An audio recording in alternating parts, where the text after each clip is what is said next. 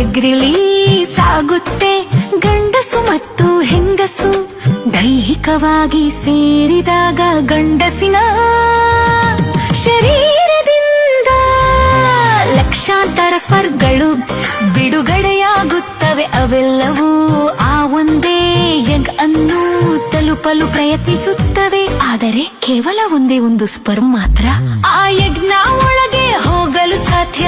ಆ ಒಂದು ಸ್ಪರ್ಮ್ ಒಳಗೆ ಹೋದ ತಕ್ಷಣ ಬೇರೆ ಯಾವ ಸ್ಪರ್ಮ್ಗಳು ಒಳಗೆ ಬರದ ಹಾಗೆ ಎಗ್ ತನ್ನನ್ನು ತಾನು ಮುಚ್ಚಿಕೊಳ್ಳುತ್ತದೆ. ಎಗ್ನ ಒಳಗೆ ಸ್ಪರ್ಮಿಂದ ಬಂದ ಡಿಎನ್ಎ ಮತ್ತು ಎಗ್ನ ಡಿಎನ್ಎ ಎರಡೂ ಒಂದಾಗುತ್ತವೆ ಮತ್ತು ಅದೇ ಕ್ಷಣದಲ್ಲಿ ಫರ್ಟಿಲೈಸೇಷನ್ ಆಗುತ್ತೆ. ಅಂದರೆ ಒಂದು ಮಗುವಿನ ಜೀವನದ ಮೊದಲ ಆರಂಭ. ನಂತರ ಆ ಫರ್ಟಿಲೈಸ್ ಆದ ಎಗ್ ಫಾಲೋಪಿಯಂತು ಮೂಲಕ ಗರ್ಭಾಶಯದ ಕಡೆಗಡೆಗೆ ತನ್ನ ಪಯಣವನ್ನು ಶುರು ಮಾಡುತ್ತದೆ. ಕೆಲವು ದಿನಗಳ ನಂತರ ಎಗ್ ಬ್ಲಾಸ್ಟೋಸಿಸ್ಟ್ ಎಂಬ ಸಣ್ಣ ಜೀವಕೋಶಗಳ ಗುಂಪಾಗಿ ಬದಲಾಗುತ್ತದೆ. ಸುಮಾರು 5 ಅಥವಾ 6ನೇ ದಿನದಲ್ಲಿ ಆ ಬ್ಲಾಸ್ಟೋಸಿಸ್ಟ್ ತನ್ನ ಹೊರ ಕವಚದಿಂದ ಹೊರಬಂದು ಗರ್ಭಾಶಯದ ಗೋಡೆಗೆ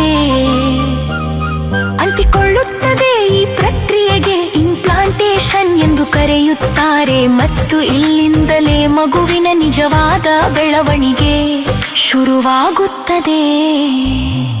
ಸುಮಾರು 9 ರಿಂದ 12 ವಾರಗಳಲ್ಲಿ ಹೃದಯ, ಮೆದುಳು, ಬೆನ್ನು ಮೂಳೆ, ಕೈಗಳು ಮತ್ತು ಕಾಲುಗಳು ಸ್ಪಷ್ಟವಾದ ಆಕಾರವನ್ನು ಪಡೆಯಲು ಪ್ರಾರಂಭಿಸುತ್ತವೆ.